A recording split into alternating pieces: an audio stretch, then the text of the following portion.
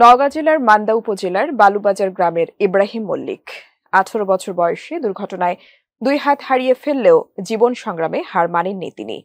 মুখ দিয়ে ছবি এঁকে তিনি এখন উদাহরণ সৃষ্টি করেছেন সবার কাছে। তবে তার ভবিষ্যৎ নিয়ে পরিবার এখনো দুশ্চিন্তায়। নওগাঁ প্রতিনিধি আব্দুর রাকিবের পাঠানো তথ্য ছবিতে ডেস্ক রিপোর্ট। জীবনের বাস্তবতা বড়ই কঠিন। শিশুকালেই বাবাকে হারিয়েছেন ইব্রাহিম। চোখে মুখে স্বপ্ন ছিল পড়ালেখা শেষ করে একদিন চাকরি করার, কিন্তু অভাবের সংসারে পড়াশোনা চালিয়ে যাওয়া ও সংসারের খরচ বহন করা তাদের পক্ষে অসম্ভব হয়ে পড়েছিল। বৃদ্ধা মায়ের কাঁধে সব দায়িত্ব। সেই মায়ের সহায়তায় তিনি পড়াশোনা চালিয়ে যান, কিন্তু অভাবের তাড়না এবং জীবিকা নির্বাহের জন্য পড়ালেখা শেষ না করেই মাত্র 18 বছর বয়সে যোগ দেন চাকরিতে। দিনাজপুর বিদ্যুৎ অফিসে কাজ করতে গিয়ে ভয়াবহ দুর্ঘটনায় দুহাত হারিয়ে ফেলেন ইব্রাহিম। অকেজো হয়ে পড়ে পুরো শরীর। তবে অসহায় হয়ে পড়লেও থেমে থাকেননি তিনি। ঢাকা সিআরপিতে মুখ দিয়ে ছবি আঁকার প্রশিক্ষণ নেন। এরপর থেকেই মুখ দিয়েই তুলির আঁচড়ে গড়ে তোলেন নান্দনিক সব ছবি। আমি অনেক চিন্তা করতাম বেডে শুয়ে থেকে। আমার 2.5 বছর বয়সে আমার বাবা মারা গেছেন। আমার পারিবারিক অবস্থা ততটা ভালো না।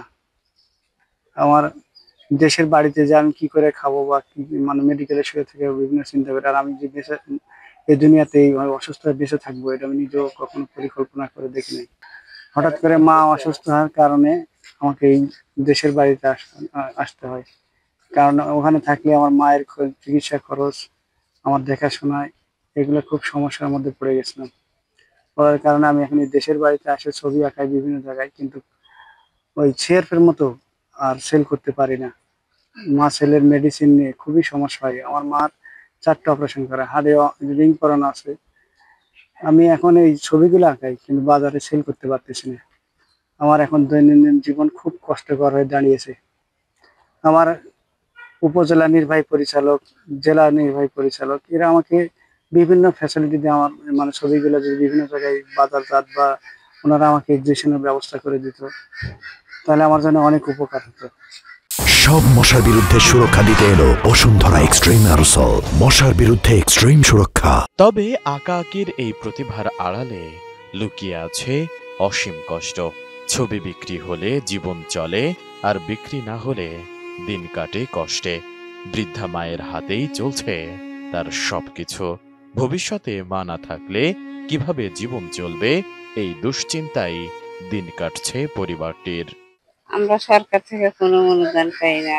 আমার ছেলে মুখ দিয়ে ছবি আঁকায়, ছবি আঁকা যাই, যে টাকা হয় ওটি দিয়ে আমার সংসার করে চালাই। আমি যখন হয়তো থাকবো না এই দুনিয়ার, তখন আমার ছেলে কে দেখবে, কে খাওয়াবে, কে দেখবে না। আর করে না গিয়ে সেগুলো তো করার মতন কেউ নেই।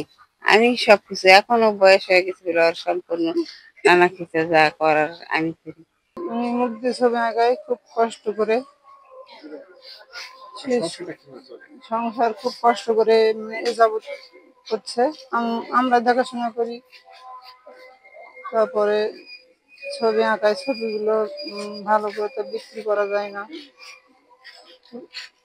আপনারা যদি তার ছবিগুলো বিক্রি করার বা ব্যবস্থা করে দিতে পারেন, তাহলে ভালো হতো। ওনার হচ্ছে আমার অসুখ, ওনারও তো শরীর খারাপ।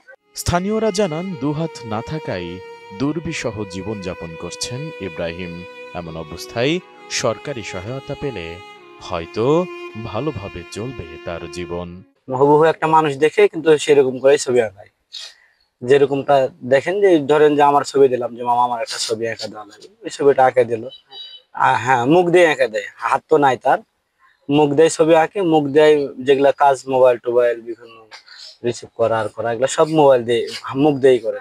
তাকে সরকারি ভাবে যদি ভালো একটা আর্থিক সহায়তা হয়, তাহলে হয়তো তার আর এই সমস্ত কাজ, এই কষ্ট, মুখ দিয়ে তো আঁকা তো খুব কষ্টের ব্যাপার। ছবিটা অন্তত যদি সবাই নিতে পারে, তাহলে অন্তত তার জীবনটা একটু ভালোভাবে কাটবে। ইব্রাহিমের এমন প্রতিভায় মুগ্ধ স্থানীয় প্রশাসনও। উপজেলা নির্বাহী কর্মকর্তা জানান, ইতোমধ্যেই তিনি প্রতিবন্ধী ভাতা পাচ্ছেন। সেই সাথে সম্ভব হলে তাকে আরও সহায়তা করার উদ্যোগ নেওয়া হবে। ইব্রাহিমের কথা আমরা সবাই জানি, গণমাধ্যমেও সে বেশ পরিচিত এবং তার একটা অসাধারণ একটি গুণ আছে যে সে মুখের মাধ্যমে সুন্দর বিভিন্ন মানুষের প্রতিকৃতি সে তৈরি করতে পারে এবং তার সাথে সাথে সে ছবি আঁকতে পারে। তো এটা নিঃসন্দেহে তার একটা বিরল প্রতিভা। তো আমার জানা মতে তিনি আমাদের সমাজসেবা কার্যালয় থেকে প্রতিবন্ধী ভাতা পান। তো তারপরেও এটাও তার জন্য হয়তো বা অপ্রতুল। এরপরেও যদি কখনো সরকারি বরাদ্দের মাধ্যমে বা সরকারিভাবে বিভিন্ন কোনো সুবিধা আসে তার জন্য কিছু করার, আমরা উপজেলা প্রশাসনের পক্ষ থেকে সেটা করবো। দুহাত হারালেও অদম্য ইচ্ছা শক্তির জোরে জীবনকে রঙিন রঙে রাঙাচ্ছেন ইব্রাহিম। তবে সমাজ ও রাষ্ট্রের সহযোগিতা ছাড়া সামনে পথ চলা তার জন্য কঠিন হবে। Desk report, ATN news.